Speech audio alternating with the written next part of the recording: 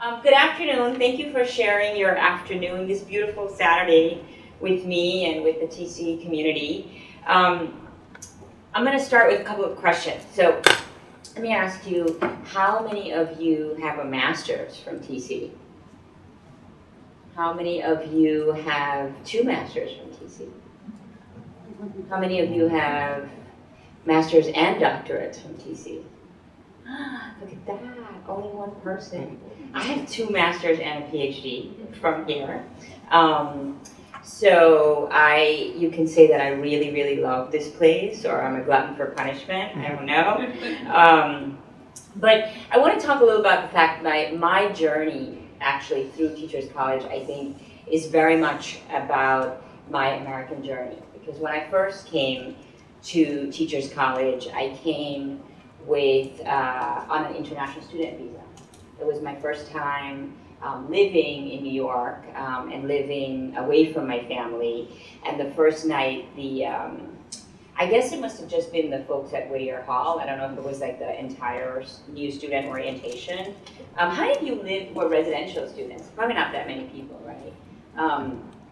So they organized this kind of alumni or student orientation, and it was a Saturday night, and we went downtown to New York, to Chinatown, and we took the ferry, Staten Island, and I just thought I was in heaven. Like, this was the place for me. And I grew up in a very small city in Belize, and that's the kind of place where you like dress up for church, and if you go somewhere and your car is parked, then the next day somebody would say, oh, were you at so-and-so, because I saw your car parked. And then I got here, and I could like get up in the morning and roll out of bed in my sweatpants and go to the apple tree and buy the newspaper, and I loved that. I loved the anonymity of New York, and that was kind of my first interaction with this institution as well. I took a poetry class because I was forced to, but I loved it. And I have 2 friends now who I have been friends with for 30 years. Since one I met the very first night that I was at Teachers College, and one I met a couple days later when I started my program. And that first master's was in English education. But I also was one of only 2 students of color, myself and an African American student. And we both experienced certain things that I didn't understand at the time, why they were happening. And so, for example, we had an assignment in English education, and my advisor really encouraged us to work together on a paper on Ebonics. Anybody remember Ebonics? Now, I had grown up in Belize. It wasn't an experience that I necessarily understood, but there was clearly a message that was being sent to us. And then I had no faculty of color. And when our student teaching assignments came up, both Karen and I were assigned to A. Philip Randolph in Harlem, and all our classmates were assigned to private schools or to places in Rye. And I didn't necessarily have a problem with where I was assigned. It was just a noticeable difference in the ways in which we were being directed. Now I understand, after having been here for now 30 years, I have vocabulary for what was happening, right? The systemic bias and the institutionalized racism that we were experiencing, and that I felt the discomfort about and the confusion about, but a lack of understanding of how that was part of something systemic. And over time, obviously, I felt strongly enough about the institution to come back. But I also learned to become an advocate for myself. So when I came back to get another master's, I was interested in studying immigrant students, and there wasn't really, and this was also in the early 90s. So time kind of blurs, as you know, as you get older. I think it was the early 90s. And there wasn't really, even then, there wasn't that much that was specific to the areas that I wanted to study, but I found Gita Steiner-Kamsi, and I felt like she was someone who kind of got me and with whom I could go on this journey that I wanted to go on together. And then I came back for a PhD under the guidance of Jeff Hennig. And again, because I knew what to advocate for, I could create the experience that I wanted. And I share this with you because I think it's very much the journey, not a typical journey of the majority of immigrants, but certainly it can be a very common experience for newcomers, where they learn the system and they learn how to make the system work for them, and that it is not that America is sort of giving you a roadmap when you arrive, right? Which is, I think, the mythology that even liberals have about this place, that we're a land full of opportunity, and look at us, here's this wide open door for you. In the course of these 3 decades that I have been in New York, and that I've had these experiences with our systems, I started to think, really, after 2 decades, I started to think about what we needed to do in order for the systems themselves to change, so that we don't have to figure out how to navigate a system that was never meant to work for us, right? And in particular, I became very interested in transforming the way that our political system works. And I want to talk about the work that I do now, and share with you 3 things about that work. So about 10 years ago, I started an organization called New American Leaders, which trains first and second generation immigrants to run for public office.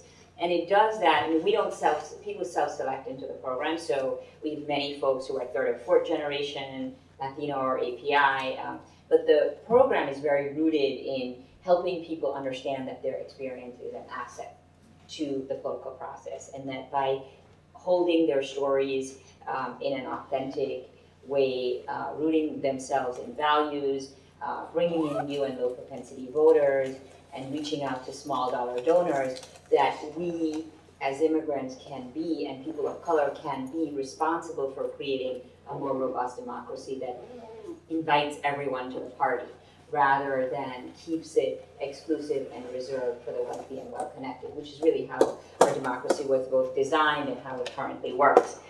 So the 3 things I want to share with you is picking up on that last point, that our system of government and how outdated it is for modern America, in a way that can be very difficult for people of color and working class folks in particular. So I'm a 1st generation college student, but I'm a 1st generation college student mostly because my parents uprooted themselves from India and moved to Belize, and didn't have the resources to have a college education, but had to pay for me when I came here as an international student. There was no other way that I could have come here, because that's how the system works, right? And so already anybody who is arriving in the United States as an international student in particular is coming with either their own resources or parents who have the wherewithal to find those resources somehow to get them here. So it's not that in our own countries we are necessarily wealthy and well-positioned, but that, as you all know from working with students, that parents who understand how to navigate a system are able to give their children an edge up, which is not the way it should be. The system should work for everyone, but we know that that's how it works for most Americans, right? If you have the capacity to navigate the system. So I came here as a 1st generation college student, and I managed to do okay, right? Like, I managed to get my graduate degrees and start an organization. But the majority of people who do not have that kind of luck or determination or skill or knowledge end up working outside of the margins of any power or privilege.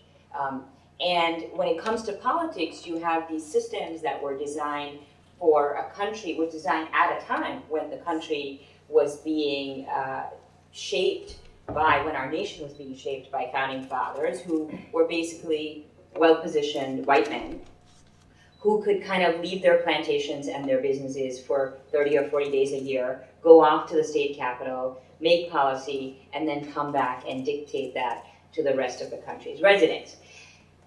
So you have this system of government, and particularly, it's particularly problematic now in state government, because what you have is places like Arizona and Georgia and Colorado, where the salaries for state legislators are $18,000, $22,000, $30,000, salaries that have not been adjusted for 20 years. What that means is that if you are an ordinary American, you can't survive on that kind of salary. It's much more beneficial even to work in the nonprofit industry or to work in school systems. You cannot certainly have that kind of job and then take 40 days out of the year to go to the state capitol and make policy. And so there's this system that continues to perpetuate the access by people who are business people and lawyers, or who are retired or semi-retired or independently wealthy. And so it's no coincidence that when you look at the kind of policy making that's happening, and for those of us who care particularly about education, if the people who are making the policy have not had to navigate public school systems and or don't have young children, they're not making policies that make sense for our young families. They're not making sense for people who will have to pay for their education, etc. And I wanna, this is a sort of sore point for me because I learned about it like sort of coincidentally. And for a lot of people, it's not something that they think about. Because what happens when you think about your legislators? You assume, most of us assume, that they have it all, right? They have access, they have power, they have money. But the people we work with in our program are struggling to make ends meet. There are city councils in which people get paid $5 a month, okay, which doesn't even cover gas money or childcare. So if you're a working parent, you're not going to think about running for the city council. First of all, you're not going to be able to make ends meet. Second of all, everyone complains all the time. It's a thankless job. It's highly demanding. You're being attacked in public sometimes. And so the people who end up having access end up being the people for whom the policy-making work that they're doing is probably the least relevant.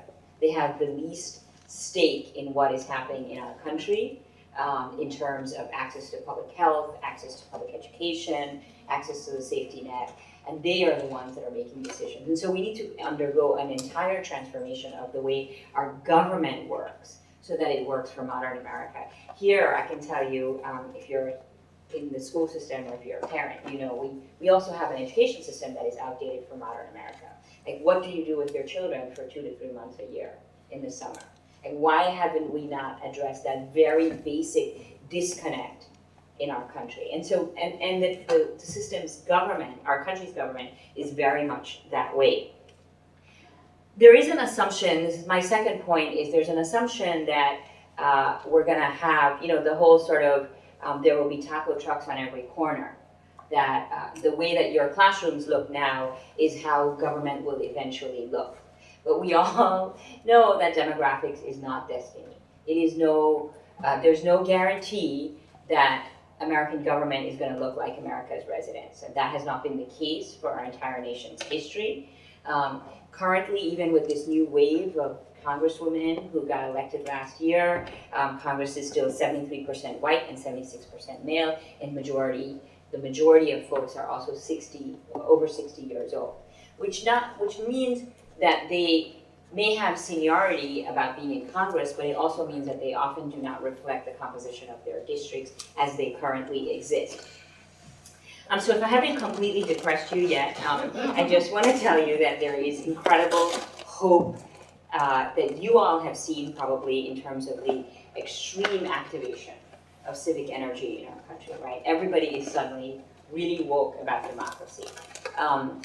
The caveat that I offer is that the challenges that I'm talking about existed before the 2016 election and will continue to exist beyond Trump, right? That we are not paying our public servants well, we are not making government accessible to everyday Americans, we make it difficult to vote, we make it difficult to run for office, we make it difficult to serve our communities.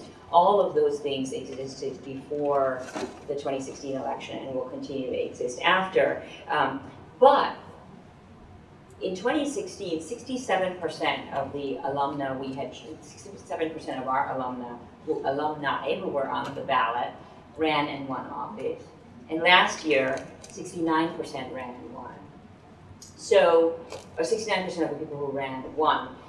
These are people who were formerly undocumented. These are people of color. These are people who practice Islam. These are people who have every reason to just hunker down and shut down, but they have stepped up in ways that are unprecedented. They have stepped up and stood up for their communities. They have stepped up and said that we're tired of being marginalized in this way and being attacked in this way.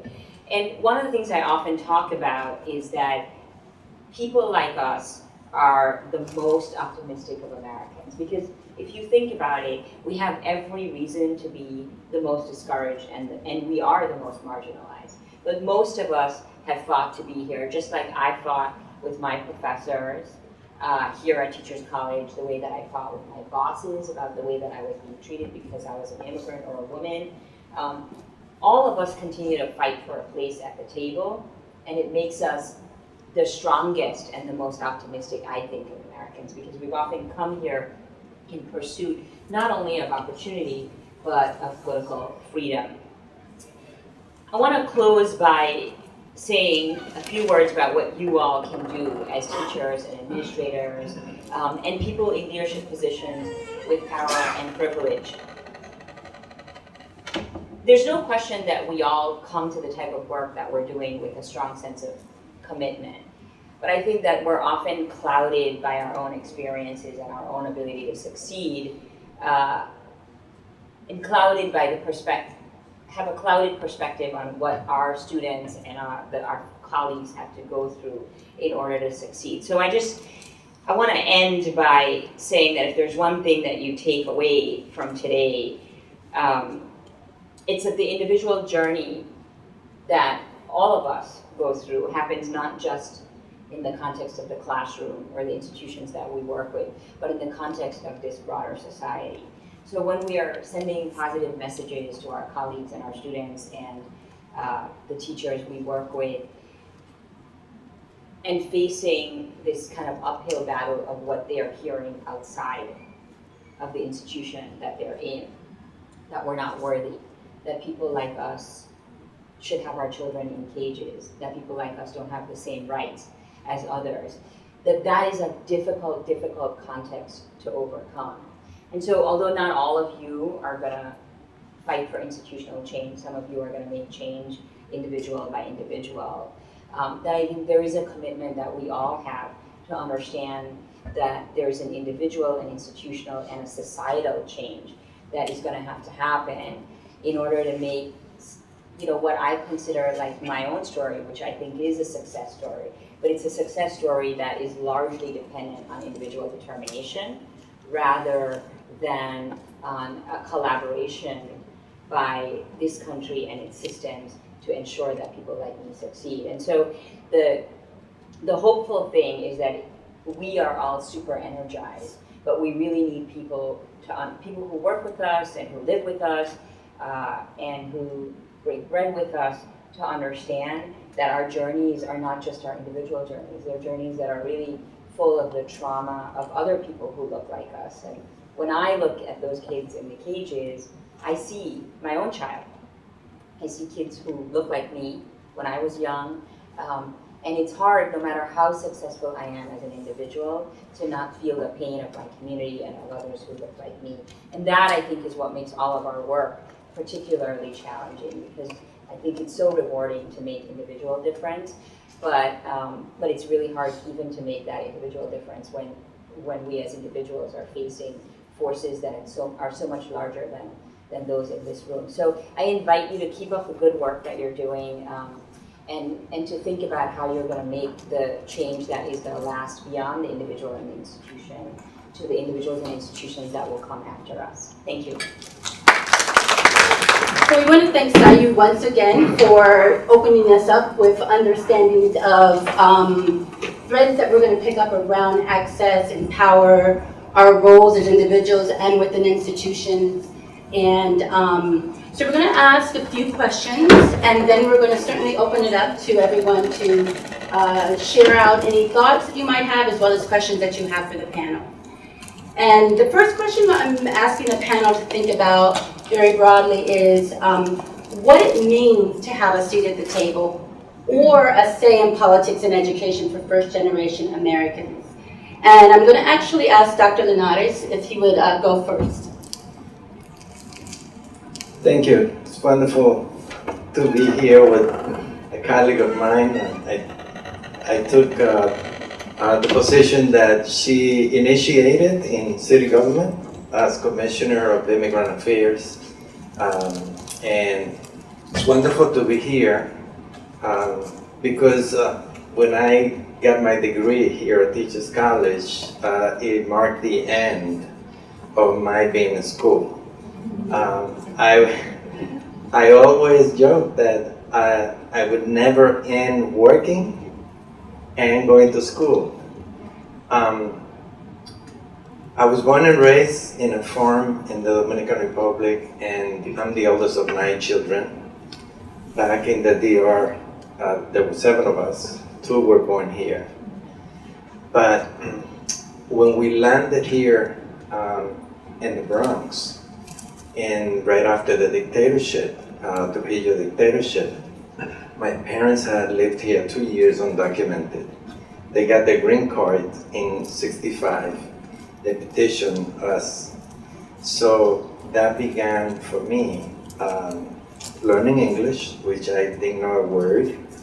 The first time in a large city, working in a bodega and 5 different supermarkets in the Bronx while I finished high school. And then I was lucky enough to, as a first, it was expected because schools went up to 8th grade in my hometown, that I would enter college with a general diploma. Still learning English at the time, and I shift to work driving a taxi. So I drove 5 years while I'm at City College, 3 years at Gypsy, 2 years at Yellow at night. A few holdups, but survived. And I graduated to 10 years after landing here to be a bilingual teacher in ground zero for the wave of Dominicans that were coming. That was Washington Heights, 1975. Now I should say that how I landed in Washington Heights is that during the years that I was at City College, I connected with the student movement. I was influenced by the civil rights movement. And I also read a little bit about history, and I put in perspective the history of Latin America, the history of the US, and I put in perspective what I was doing now as an immigrant and as a minority. That gave me a sense of service for me. That's where it was born. That's where, as an activist student, I said I want to serve, and I wanted to help kids not go through what I went through when I landed, when there was no bilingual ed. So language and culture became key for me when I landed, and I have 42 students newly arrived from the Dominican Republic.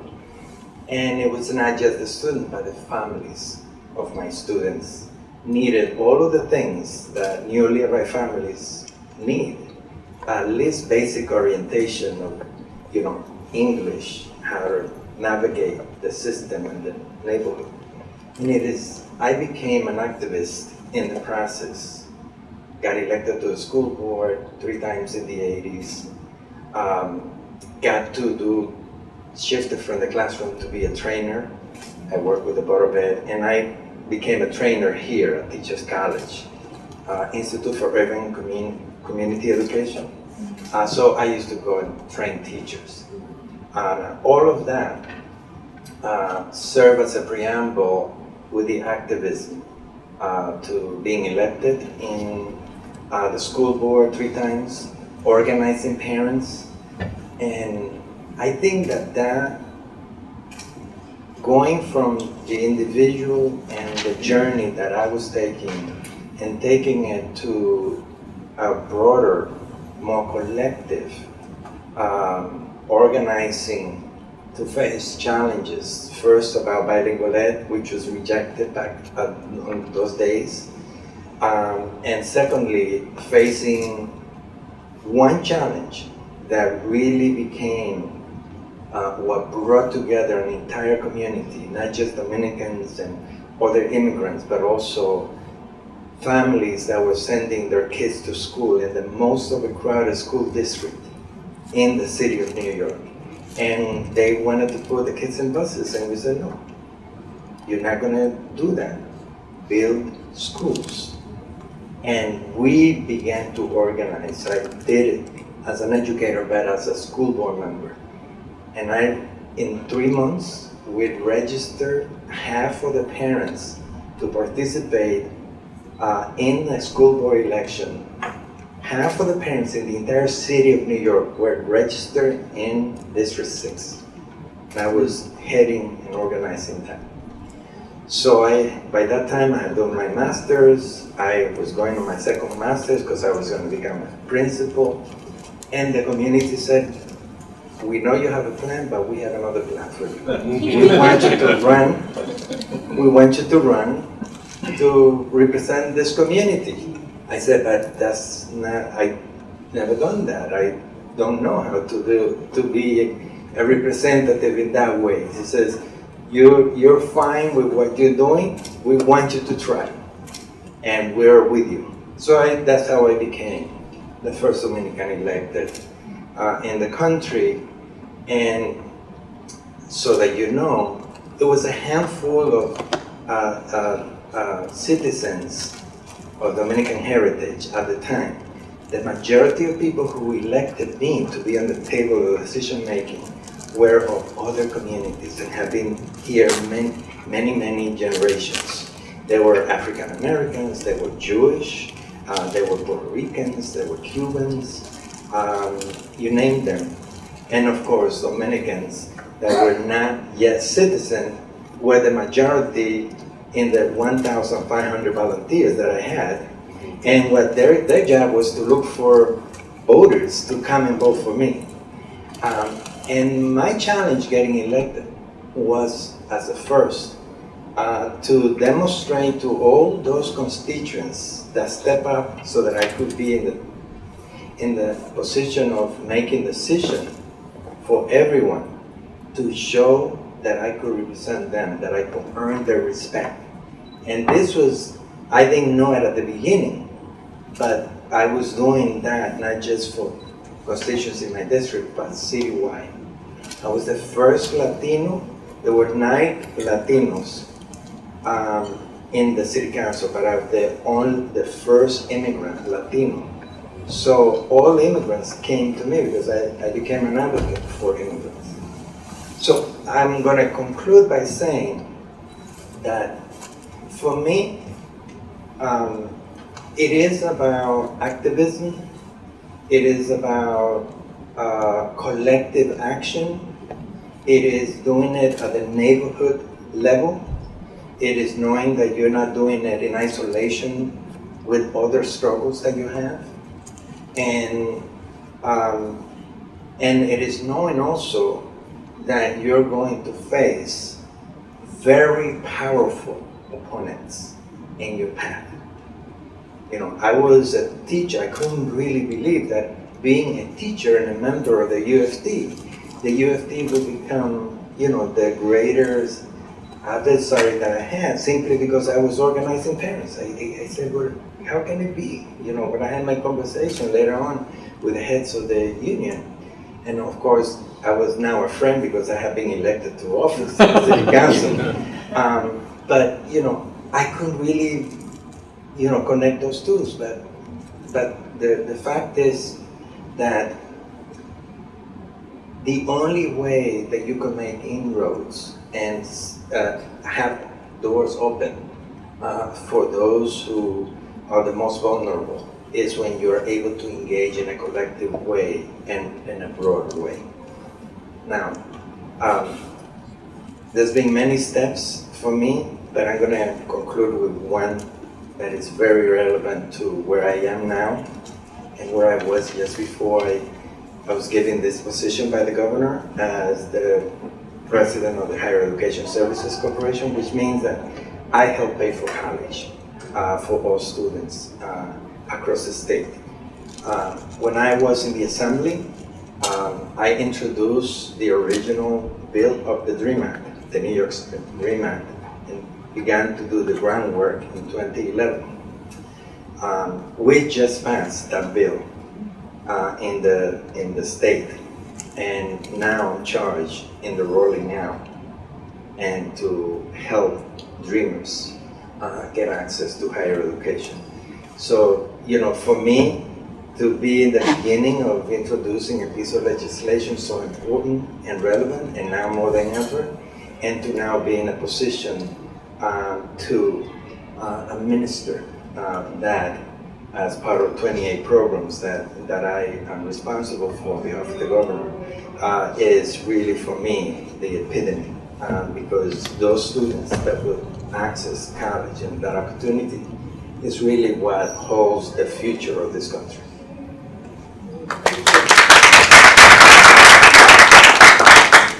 So we want to pick up on this notion of community and the ways in which we can work with communities. And when I think about community work, I think about Maria Paula's work, and perhaps you could take a little moment to share about your work with communities.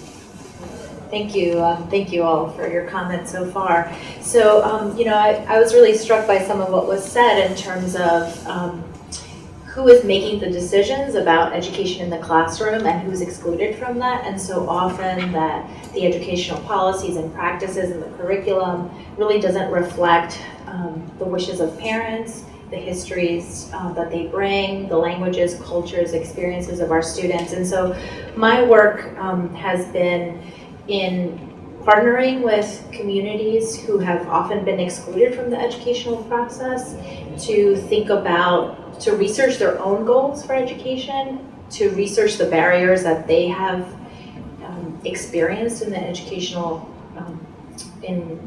their struggle for education, and then to think about ways of taking action.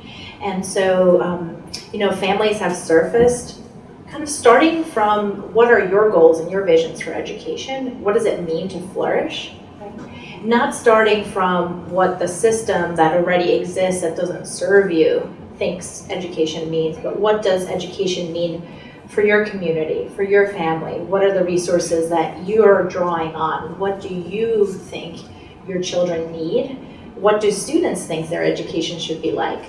And then going from there to really examine what are the various barriers that you've experienced, and what are actions that we can take to address those. Because as you mentioned, Dr. Linares, families are already advocating for their children's educations. They have tremendous advocacy networks and areas that they're trying to address some of these barriers. They're very informal often. They're not necessarily have the types of supports that I think we can all bring to that. But I think that knowledge is there, right? Because if the system's not working for you, you really have a deep knowledge of what's wrong.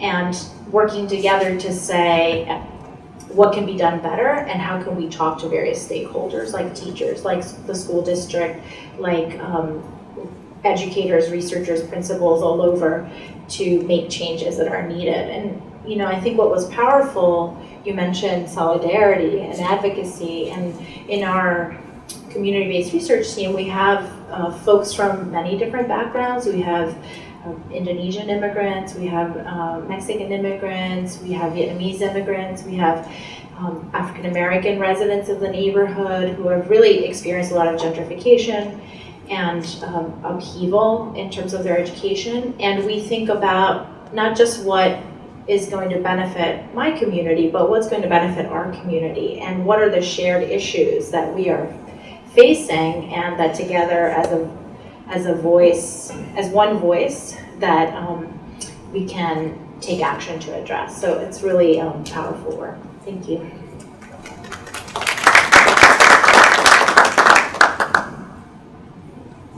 I think you can hear me, right?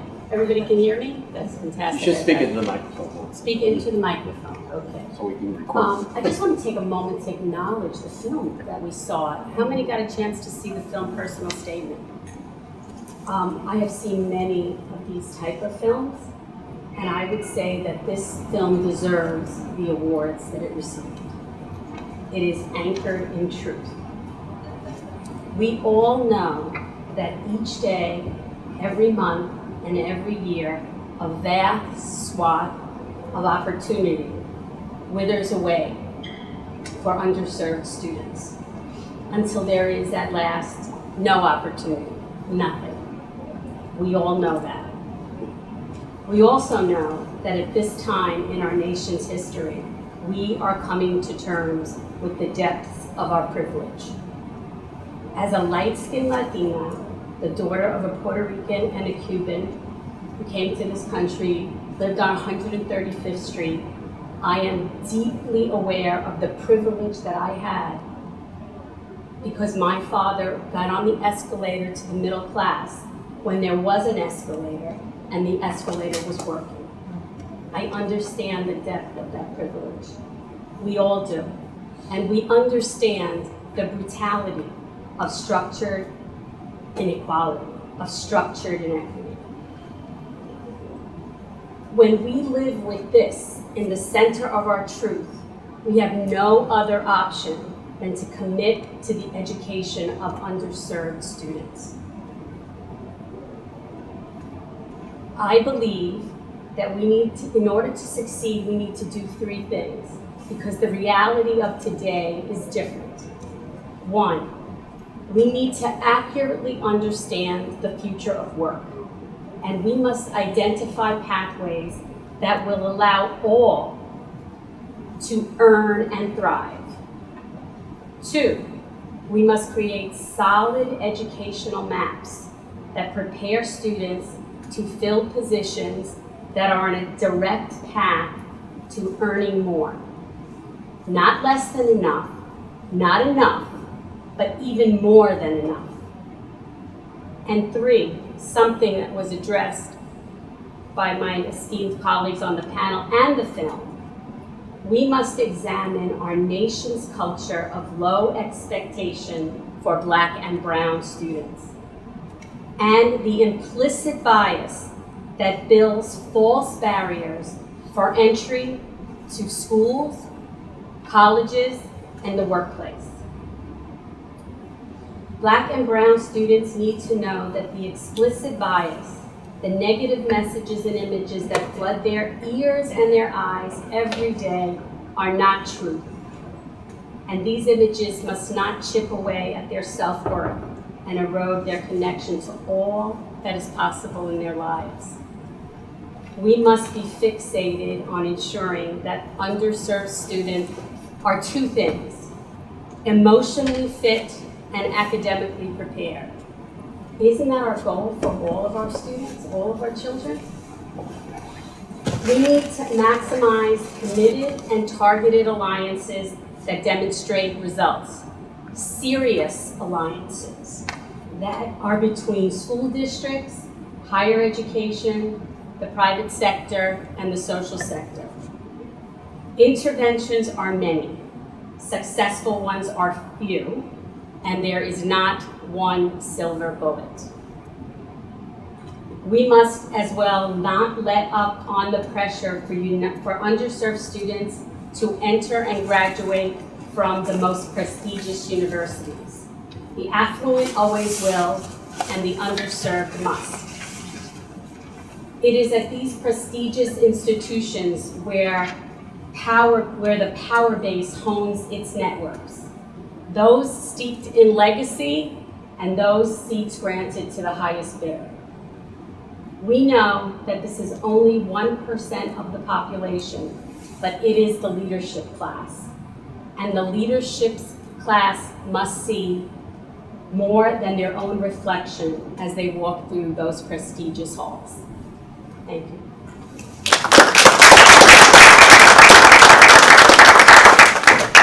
One of the things I think is underlying all of these ways of thinking about access to politics and access to education, wanting to think about the ways in which notions of readiness play out, and the ways in which notions of readiness either support or challenge access. So for example, there's this notion of civic readiness. Who is really civically ready to participate in democracy?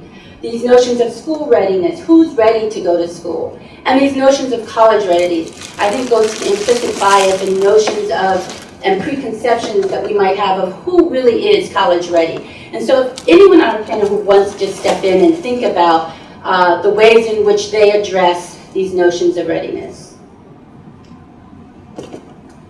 Well, one of the things that I am focusing a lot of attention in my role with higher ed, helping provide financial aid in both public and private universities, is to try to shift the focus of the agency that I preside, which has been primarily a processing scholarship and grants agency, to a service-oriented agency to students, families, and communities where those families are.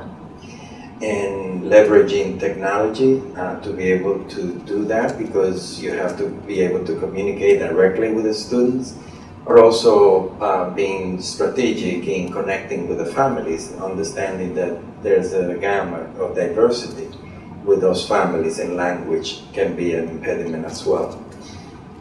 And also looking at partnerships. When I say partnership, I'm talking about not only the two large systems, CUNY and SUNY, and also the private university network that also educate such a large number of our students, but also looking at partnership, particularly in K-12, because the two systems are so far apart, and there needs to be stronger connection. If a student is not engaged about preparing for college at the 7th grade or lower, it's too late. You can't really do it at the 11th grade or 12th grade, it's too late. So a lot of the focus of my work is to really engage in a service-oriented collaborative approach with key stakeholders, but also mindful that the decision in terms of what's available, I disperse over $1 billion every year, making students and families aware of what options they have and informed about what options they have, so that they can, that's why Excelsior Scholarship exists, which is very powerful because it sends a message that unless you finish college in time, you're going to exhaust whatever funding may be available to you, and you're going to have, if you want a degree, to borrow. And the crisis in terms of student debt is at $1.5 trillion, is beyond. And so the key here, I think, is not just helping them walk through the door, but looking at what it would take to get into the finish line, into the workforce. And by the way, by next year, 66% of the key jobs in the workforce require a degree, 2-year or 4-year degree. So this is do or die. And so I think that part of what we need to do is to enhance collaboration, be aggressive about it, and inform our students and their families and the communities of the importance of accessing higher education. Yes, absolutely. So in the area of readiness, I think there's the issue of practical readiness and the skill set. But what we encounter with a lot of the folks we work with is the psychological readiness. Because that, as I was saying earlier, that there is such a deep sense of inadequacy that we feel, and lack of belonging. And so a lot of the work that we do in the training and individual support of our alumni is to help affirm that they already have what it takes, and that we build a network of alumni, and then once they're in office, there's a network of elected officials who are finding solidarity, because often they are the first, which makes them the lonely and the only, And that has a very different kind of psychological strain, right? And then often, as you were describing, Dr. Linares, that you're elected from a district. So I just spent some time with our national policy advisor, who's the state rep in Georgia, B. Wing, and she was elected in a district that is 60-40 African American and white, and she herself is Vietnamese American. And she's one of 2 Asian Americans on the Georgia State Legislature. So she has to represent her district, but then everybody in the state who identifies with her Vietnamese or Asian American experience is also asking her to do things. So she's having to have this kind of burden and blessing of representing both her immediate constituents, but also statewide. And so the psychological toll that it takes to be that lonely or only person is very significant, and it causes us to lose people, just like you do when kids don't make it to the finish line in college. It's a similar challenge for the first 2 years as an elected official, especially if you're the first or only, are incredibly draining. And I've watched the cycle where the first 2 years it's like, oh my God, I can't do this, oh my God, I can't do this. Then after the first 2 years, then they're like, oh, I could really get used to this. But it's still very, very difficult. So I just want to emphasize that psychological readiness piece, because we often, not necessarily in this panel, we often think about people's practical readiness. Like, it's just the skills, but it's much more than that. Can I just add on to that? There was a recent study which shocked me, and I imagine it will shock you as well. And so I refer to those people as strivers, right? They are navigating foreign environments for decades. Those are the students that came to Columbia that were from communities that, not like this one.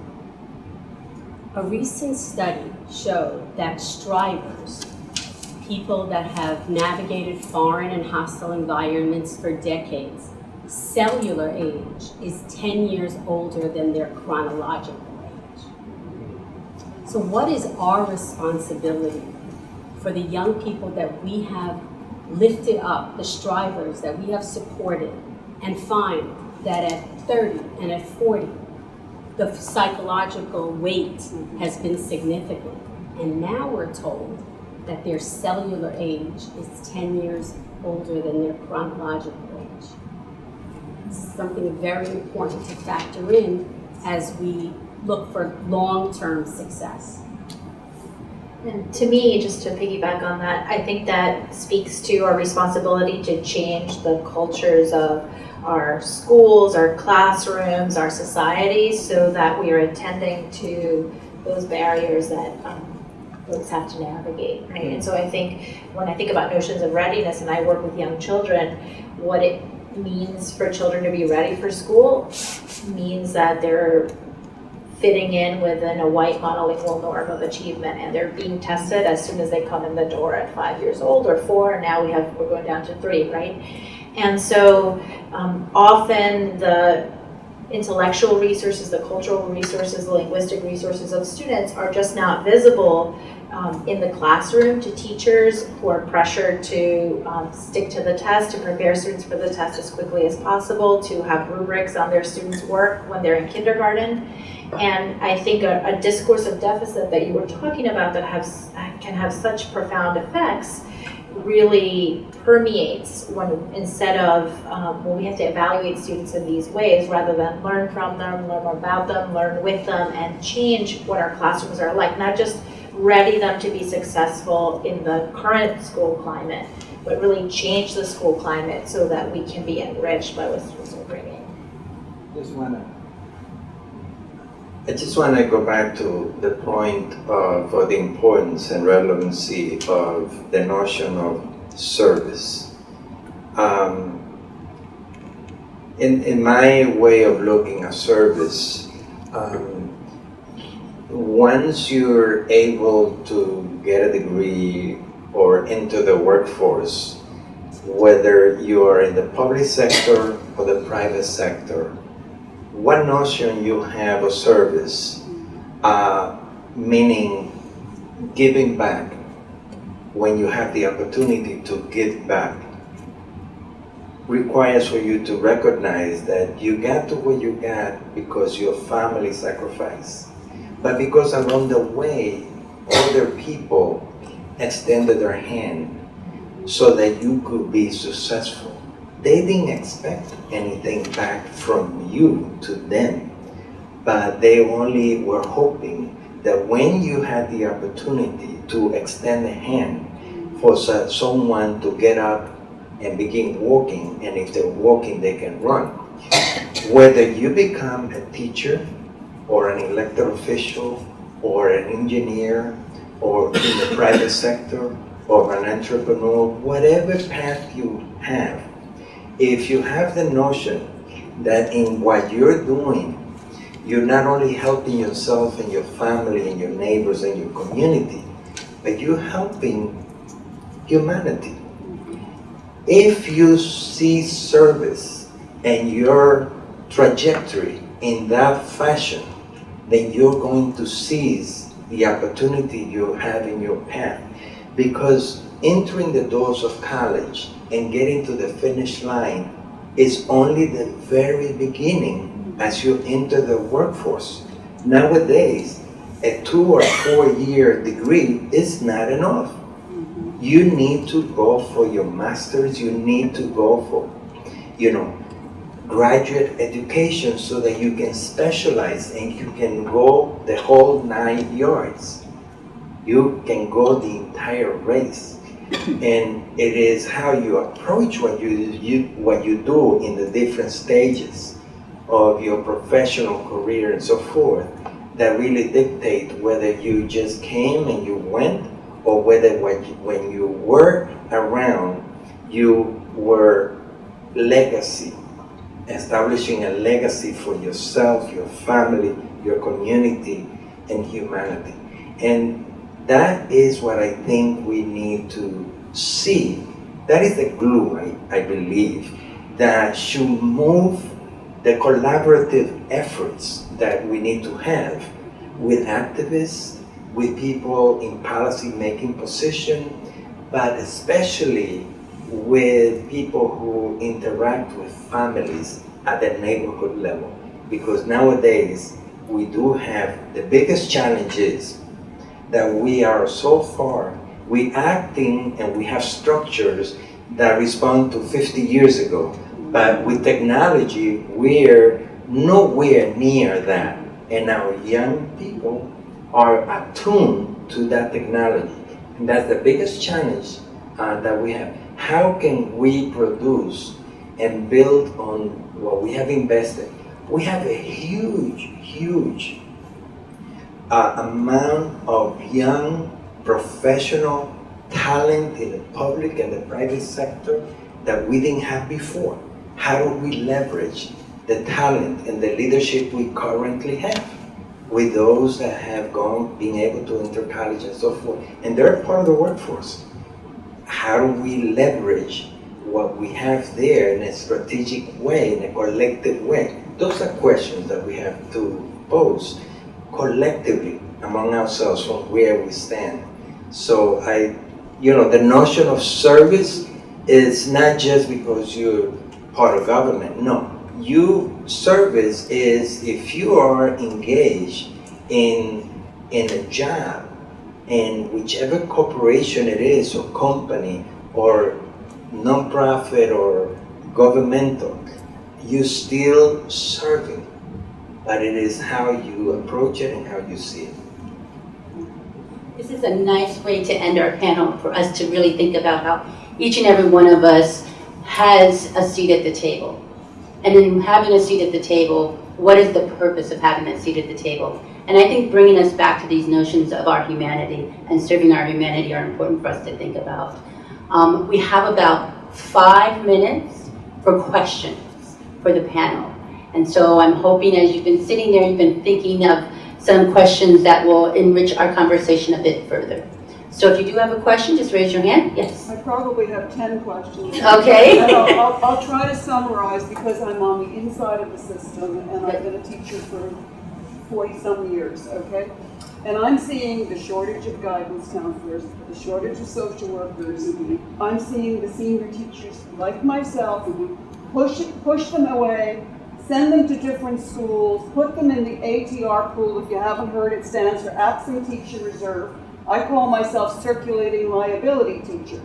Someone's nodding their head, knowing what I'm talking about. They don't want people with experience in the classroom because we cost twice as much as a newbie. How is that serving the students of the city of New York, and would their parents like that?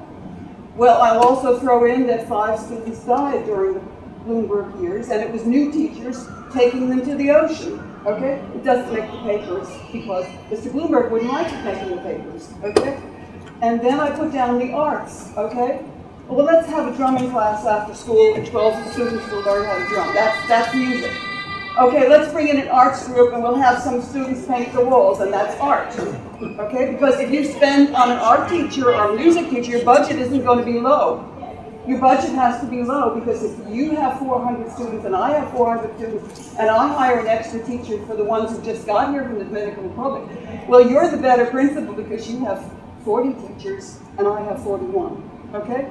So basically my question, what do we do about this whole system that is now based on cuts when we're talking about doing the best we can for our students? I just want to thank you for what you've done for all these years, and I think it's an outrage that at this time in your career, this is what you're faced with. I've only learned, I know very little, but I've learned a few things as president of the Edwin Gould Foundation.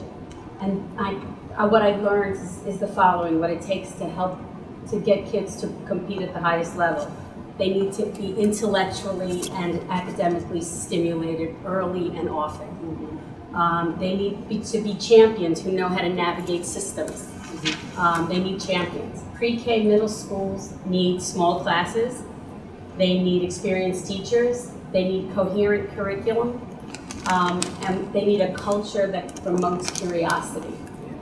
And since the New York City is segregated by race and income, the schools are segregated by race and income, and schools that we talk about, that we want to see happen, are in affluent communities.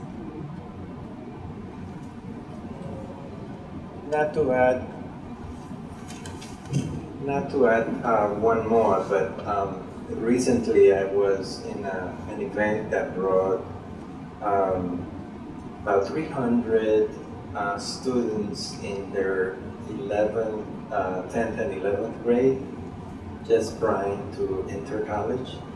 And the keynote speaker asked them, these were male and female,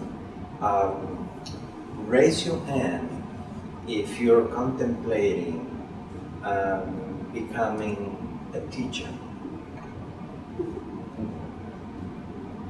Not one single hand was raised. And for me, that was, I mean, I have a sense of how much deterioration has been in the system. You know, trying to work with different chancellors, you name them, I tried to in different capacities. But to see that the notion that the youngest that we have and trying to shape them to prepare the future, because you're molding the leaders of tomorrow as teachers. And they, you know, things have come to that level where their sense is that is not a profession that I'm prepared to. And that gives you a sense of how deep-rooted the challenges are that we face.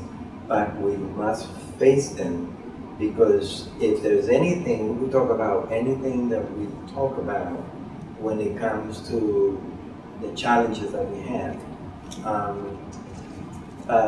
Education is the great equalizer in looking at the challenges that we face as a society. And so that means we have a lot of work to do. I just want to ask Sayu if she would respond in terms of the ways in which you see politics and education like intersecting, and the way politics can support different educational policies that can address some of the challenges we're talking about.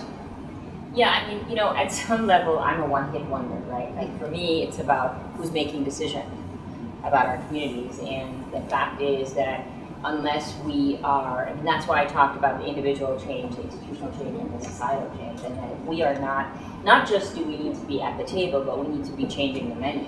It's not enough to be at the table, because if you're having the same conversation about, you know, the same type of budgetary conversation, for example, the same type of curricular conversation, and participating in a conversation that doesn't reflect the needs of everyday Americans, then we're going to get the same stuff. And you know from being in political office that we can't rely on everyone to make the right decisions for our communities. And so I think it's being at the table, it's changing the menu, it's then for us holding our people accountable.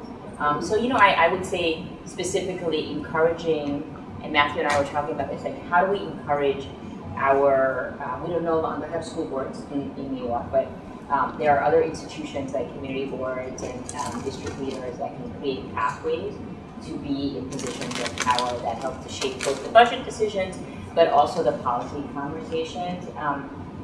And in order for that change to happen, and I'll end with this, is that this is an ecosystem. I mean, when I was in the commissioner's office, because I came from the advocacy community, we worked with advocates to make sure that they did actions on the days when the levers of change needed to be pulled, right? And so there was the executive branch in which I served, and there was the legislative branch, and then there was the advocacy community. And you need that entire ecosystem of change. So we need the individual teachers, but we also need the policymakers, and we need us as a community to step up and not give anybody a guaranteed seat at the table for the next 20 years. Right? We have to constantly challenge them to be accountable and work with them so that they're accountable to us. And I think the more that people like us get into the system, the more likely it is that the system will change. It's not going to happen overnight, but I think there's hope for that change if there's enough of us there. So as we conclude, I would just like to ask you to give a hand again to our wonderful panelists. And I also want to say thank you so very much for coming today. We really appreciate it.